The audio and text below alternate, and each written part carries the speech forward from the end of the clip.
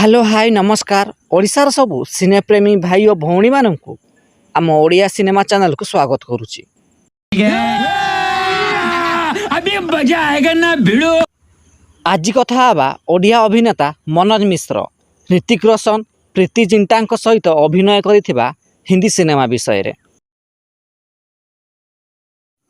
2000 मसीह release होइथिला एक Hindi cinema jar ना रही मिशन काश्मीर।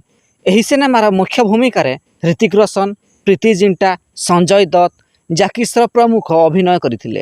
एही सिनेमाटी सेतेबेले सुपरहिट होइथिला।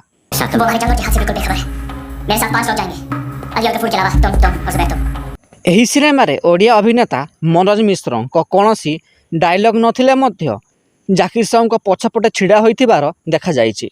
अगर नहीं माना गोली सीधे सर में मानो से तकलीफ ना हो, मेरा बच्चा है।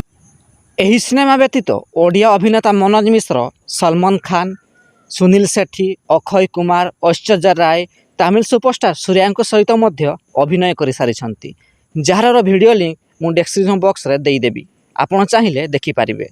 जदि वीडियोटी पसंद आए तेबे लाइक शेयर और चैनल टी को सब्सक्राइब करंतु।